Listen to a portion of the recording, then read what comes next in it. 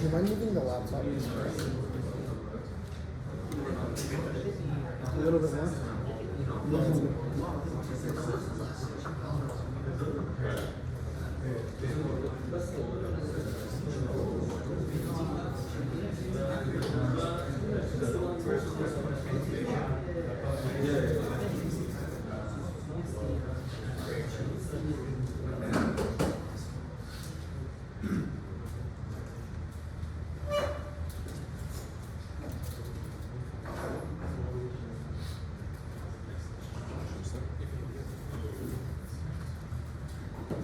السلام عليكم ورحمة الله وبركاته. أعوذ بالله من الشيطان الرجيم. بسم الله الرحمن الرحيم. الحمد لله رب العالمين والصلاة والسلام على رسول الله وعلى آله وصحبه أجمعين. Jazakallah Sheikh Hassan and Sheikh Amir, mashallah, you guys did an amazing job. Allah barak. May Allah bless you guys. You brought a lot of points. One of the hopes of today's workshop is that all of us, the ones who are presenting, the ones who are here, is that we take something away from this, that we learn some points maybe that previously haven't clicked. So inshallah, that's one of the goals. Before I get started, my name is Kemal Smajlovic, originally from Bosnia. I'm not an imam, I'm not a sheikh, I'm just a brother from the community. I work as an engineer here in Windsor. So what happened, how we got started for me delivering khutbahs, and Sheikh Hassan and Sheikh Ahmed, they mentioned this. It's really weighty. It's a big responsibility to deliver a khutbah. It's a big red flag when somebody comes up and says out of the blue, I want to deliver a khutbah. So how it got started with me is Sheikh Muhammad, about 2.5 years ago, out of the blue, he just came up to me and he said, Kemal, because at the time it was COVID and there was like 3 or 4 khutbahs, so there was a need of Khatibs. We're running a little bit short. So he just came up to me and said, Kemal, why don't you give khutbah? And subhanAllah, when he said that, it's like a truck hit me. I said, Sheikh, like, no way, like, why would I want to give a khutbah? He said, so I tried to find an excuse, and I had a good excuse because I was doing my basement.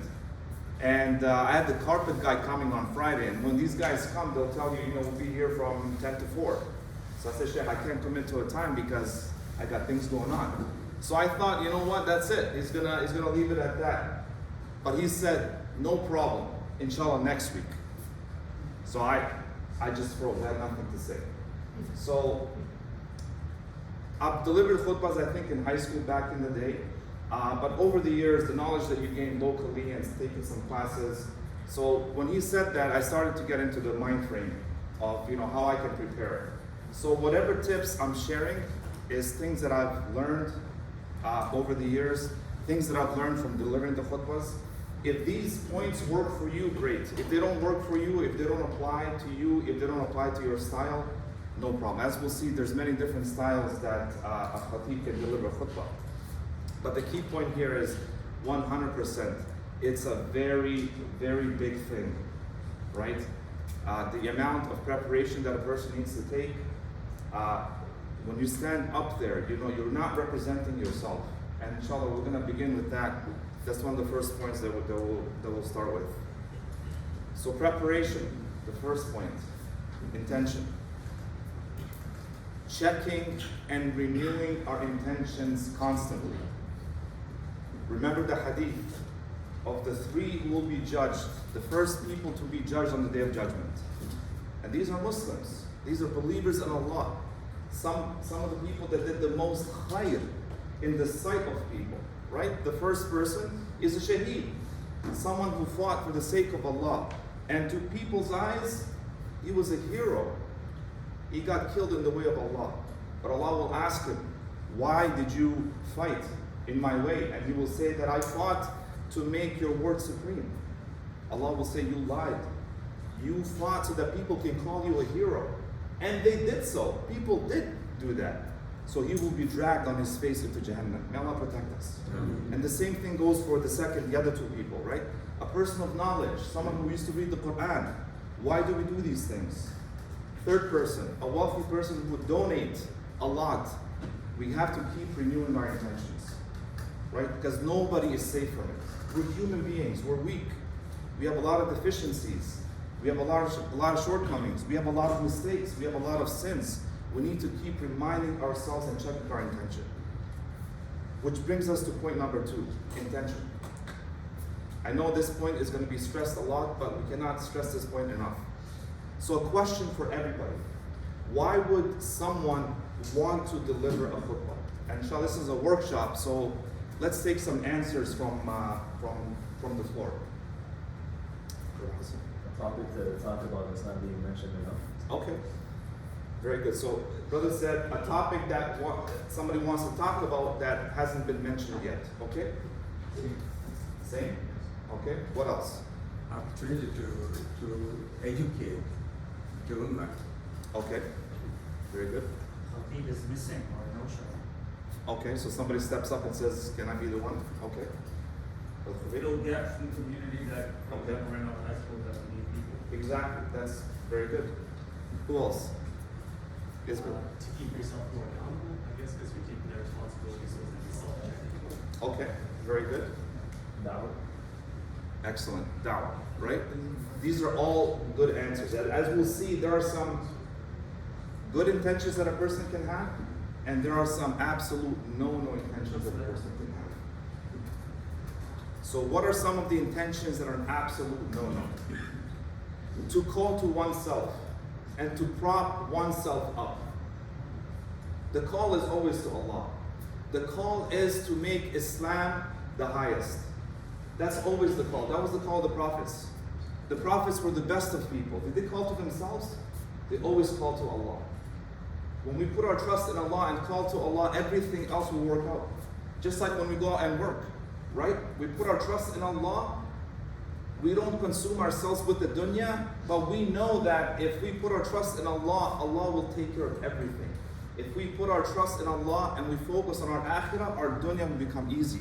The same thing when it comes to this. Another absolute no-no is to gain a worldly benefit, to be popular, especially nowadays, in the era of social media. This is an absolute no-no, as we've seen from the 3 people. So we need to constantly check our intentions. What are some good intentions that a person can have? And mashallah, you guys mentioned some amazing points. To make Allah's word the highest. To work towards giving victory to Islam and Muslims. As we know, the Prophet ﷺ said, there's not going to be a single spot on earth except that Islam will reach. So if you have been tasked with giving a khutbah, keep that intention in mind, that you want to be one of those people that facilitates this hadith of the Prophet ﷺ, this promise of Allah in the Quran and from the Prophet ﷺ. This is inevitable. We know it's going to happen. So if you're in that position, keep that intention in mind, because whatever comes from the good that comes from you, inshallah, you'll get ajr for that. To give da'wah. Da'wah is of many different forms, as we know. Right? There's da'wah to non-Muslims, there's da'wah to Muslims. We need constant reminder. No matter who we are, we need to constantly remind ourselves. And a khutbah, if we think about it, there is no setting like khutbah. Because it's almost pin drop silence, right? Everybody's attention is towards the Khatib. You can't get this anywhere. You can have seminars, you can have classes, you will not get that attention like you do in the khutbah. People are not supposed to be on their phones, people are not supposed to be distracted, as some of the points that were mentioned already. To earn ajr, right? With the right intention, whatever good that you're able to convey to someone, maybe that week that person might remember a point that you mentioned. And through reflection, a person will say, you know what? I need to make a change in my life. That person starts making a change. A few years later, that person has a child, right? What he's learned, he passes on to his child. And look at where we stand today. Nearly 2 billion Muslims, right? And it started with the Prophet ﷺ. All of our deeds go back to the Prophet ﷺ. But we can take a part in that if we pass on something beneficial to people, right? Inshallah, we'll get ajr for that. But again, we need to renew our intentions. Why are we here? Why are some of us presenting and teaching the class? One of the intentions, inshallah, is to get ajr. Because me as a person can go up and deliver a khutbah to people, and those people can benefit. But if we can teach the teachers or train the khatibs, then inshallah that ajr is just compounded and compounded. And the hadith that we all know is whoever guides a person from the Prophet ﷺ, whoever guides a person to something khayr will get the reward of that without that person's ajr diminishing. So taking the task of preparation seriously. This means to research and to structure and to put some thought in your khutbah, because the goal is to work towards ihsan, right? To do something with ihsan. And when you're standing up on the minbar, you're not representing yourself. You're representing Islam. And as we know, Islam is perfect. And we are not perfect. However, if we put the time in and prepare, inshallah, we can work towards perfection. Filling the khutbah with ayat and the ahadith from the Prophet sallallahu alaihi wasallam. This is very important, because one of the things that we say in the opening, right? فَإِنَّ أَصْدَقَ الْحَدِيثِ كِتَابُ اللَّهِ. The most truthful speech is the book of Allah. وَخَيْرَ الْهَدِي هَدِي مُحَمَّدٍ صَلَّى اللَّهُ عَلَيْهِ وَسَلَّمَ. And the best guidance is the guidance of the Prophet sallallahu alaihi wasallam. Can your speech, can our speech be as eloquent as the word of Allah or a hadith of the Prophet ﷺ? Never. So we have to ensure that our khutbahs have a lot of ayat and ahadith, but all of this leads us to the next point. What is something that we can take away from this? How you deliver a khutbah can add impact, it can add meaning, and it can add effectiveness into the ayat and the hadith that you're mentioning, right? If you can explain it, if you can contextualize it, right, using authentic sources, and if you can make it relevant for the people today, that will just add to the depth of what you're trying to convey.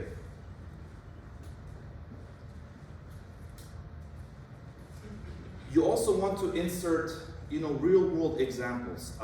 Some of the examples that are mentioned right in the ahadith, maybe we cannot relate to them because the society is different today. So if you can give people a real relevant example that they can relate to, right? The hadith of the Prophet ﷺ where he said that, live your life as a traveler or a wayfarer. You might mention that, look, our life is, we should live our lives as travelers. So let's say we're traveling to Toronto and that is our lifespan. Right? So on the 401, you may stop at an en route, right, to take some rest. Just a simple example like that. You want people to understand what you're saying using relevant examples. You don't want to be too theoretical. Practice. Once you've prepared your khutbah, you want to practice delivering, right? As the saying goes, practice makes perfect. Not all of us are like Sheikh Sulaiman Hani, for example. Not all of us are Sami Hamdi, who's one of the figures that has become popular. MashaAllah, these guys are like machines, right? They have no material in front of them. And I mentioned Sheikh Sulaiman Hani because I took a class with him, and this is an entire weekend. It's a few years ago.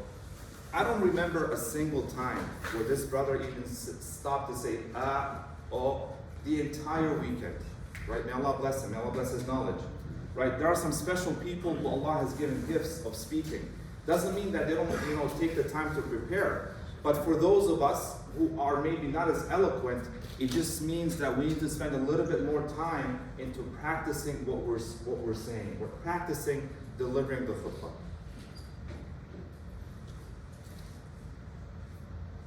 So delivering the khutbah just before we deliver the khutbah, once again, we need to check and renew our intentions. Second point is you want to prepare yourself right before the khutbah. You want to prepare yourself physically. This means, it could mean taking a shower, dressing nicely in nice clean clothes, right? Wearing some atar or something like that. You want to prepare yourself mentally. You want to clear your head. You want to imagine yourself delivering the khutbah, right? You've prepared, you want to visualize how you're going to deliver the khutbah. You want to prepare yourself spiritually. So what does this mean? This means that Make dua to Allah subhanahu wa ta'ala. This is one of the tips. We need to remember that Allah is the one who controls the hearts, right? So simple dua is, if you want your audience to be affected, right? Make dua to Allah for that.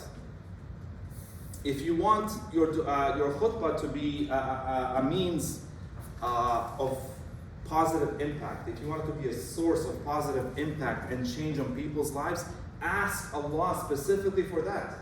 If your dua is sincere and if your actions are sincere, inshallah, Allah will grant you that. Make dua to Allah subhanahu wa ta'ala to grant you strength, right? To grant you clear speech. Remember the dua of the Prophet Musa alayhi salam, which is often mentioned. We move on to the khutbah now. So this is during the khutbah. These are some of the tips that we want to keep in mind. Number one is we need to respect people's time, right? As a khatib, you need to respect people's time. So number one, don't be late to the khutbah. Don't be late to the khutbah. At the same time, don't start your khutbah early, even if it's by a minute. So, somebody might say, I'm only 30 seconds late, I'm only a minute late. But the way to look at it, the way that I visualize that is, let's say there are 200 or 300 people here, or 500 people. You are late by a minute times 500, right? Which equates to hours. This is how we need to look at it. You want to respect people's time. You don't want to start early, right? Because we know the hadith where the Prophet ﷺ said that the angels are writing down who comes to the khutbah, right? The earlier a person comes, the more ajr he gets. So if you start your khutbah early, you may be preventing some people from getting that ajr. I know it sounds trivial, but we need to keep that in mind. As we mentioned, the angels are writing down, right, as people are coming in. So this is another thing, actually, another point that makes you feel the weight of the khutbah.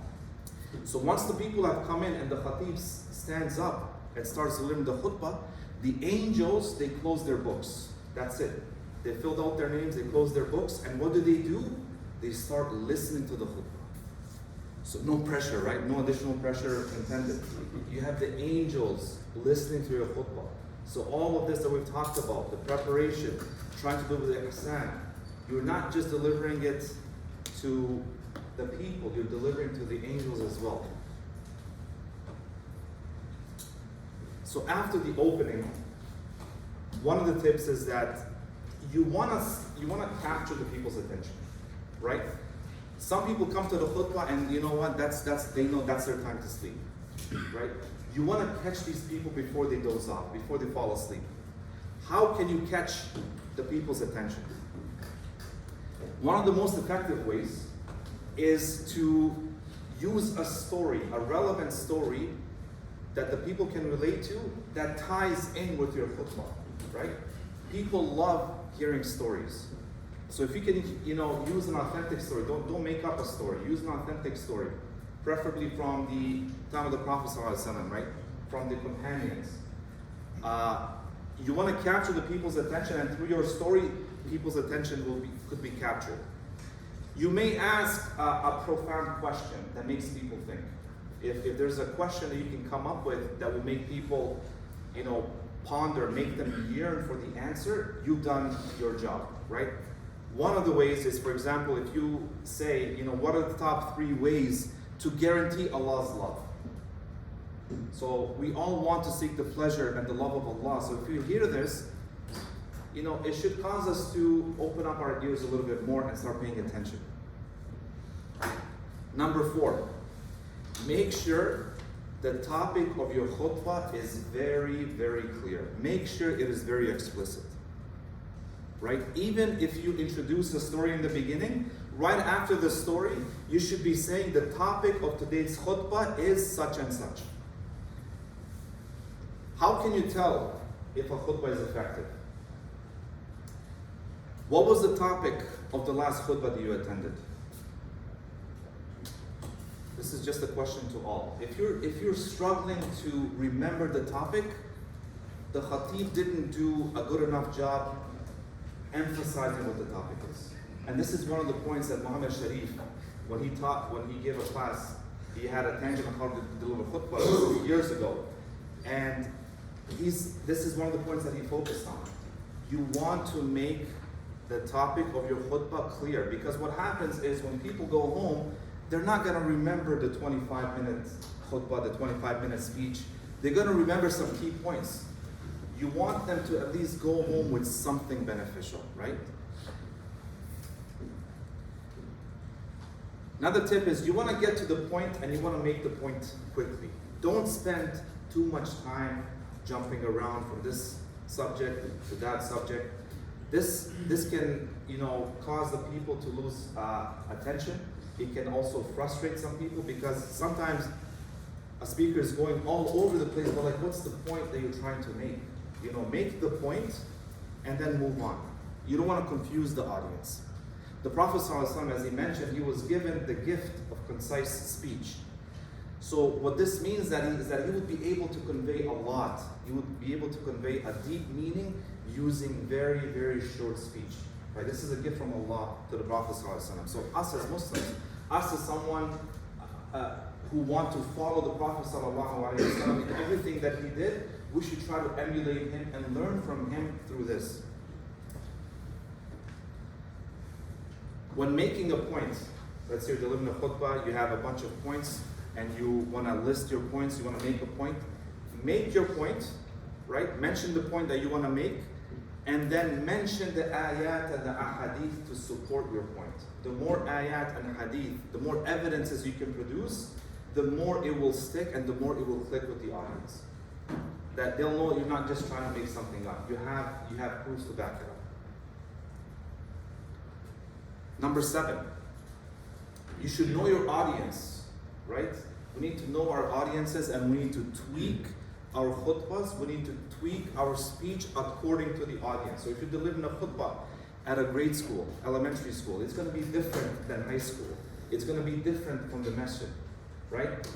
Ali radiallahu anhu is actually quoted in Bukhari, Sahih Bukhari, where he said, so it's not the Prophet saying, it's Ali radiallahu anhu saying, he said, speak to people only according to their level of knowledge. Would you like for Allah and His Messenger to be denied? So if you overcomplicate your points, if you start using big words for the sake of using big words, right? You can actually cause more harm than good. So you want to talk to people according to their level. Number 8 is to use the effective skills of public speaking. And this is something that, inshallah, after this, all of us can go back and research more, right? Because the point is, we want to make our khutbahs effective for the sake of Allah. So how can we do that? These are just some simple points that are mentioned, that are used, is when you emphasize a point, you want to change the tone of your voice when you're emphasizing a point. You don't want to talk in just a constant monotone way. If you mention a key point, sometimes it helps to repeat that point or repeat that sentence. So repetition, it increases the ability of the audience to remember that point. And as we mentioned, we want to research other public speaking skills. Number 9 is making the khutbah relevant to your audience, right? You can strengthen your khutbah by mentioning statistics. It could be modern statistics. It could be facts, mentioning studies, right? These kinds of things help strengthen the point that you're trying to make. Be very careful, or I would say avoid altogether using non-Muslim names and figures in the khutbah, right? So if Khatib goes up and says, Steve Hawking said so-and-so, and he's speaking about Stephen Hawking in a positive sense, who cares what he said? Who cares how smart he thought he was, right? As far as we know, he died as a non-Muslim. So it doesn't matter what these people have said. We have so much depth, so much our history, right, from the Prophet ﷺ's time, right? The Quran, the ahadith, the lives of the companions, the lives of the scholars, the rise of the righteous before us. It's so rich and deep. We have plenty to use from their examples.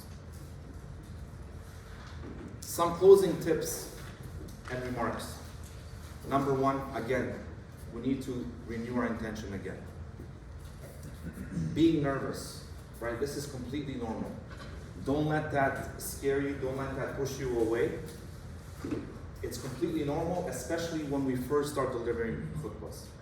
It gets easier with time, inshallah, right? We need to always put our trust in Allah.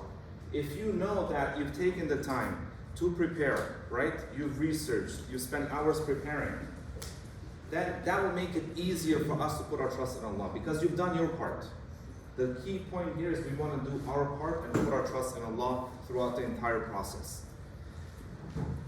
Some points about compliments or criticism that you might receive, after you deliver a khutbah. So if someone comes up to you afterwards and they compliment you on your khutbah, right? Don't take credit to yourself. Everything that we have in our lives, all the blessings, we always have to defer to Allah subhanahu wa ta'ala. Without Him, we wouldn't be able to do a single thing. So if there's any khair that comes from you, don't attribute to yourself. Always attribute to Allah subhanahu wa ta'ala. Make istighfar, right? The Prophet ﷺ would make istighfar over 100 times a day.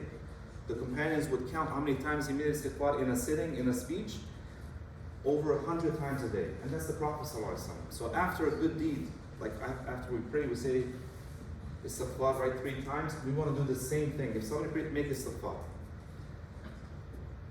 One practical point, if somebody does compliment you in your khutbah, is ask them what specifically they liked about the khutbah.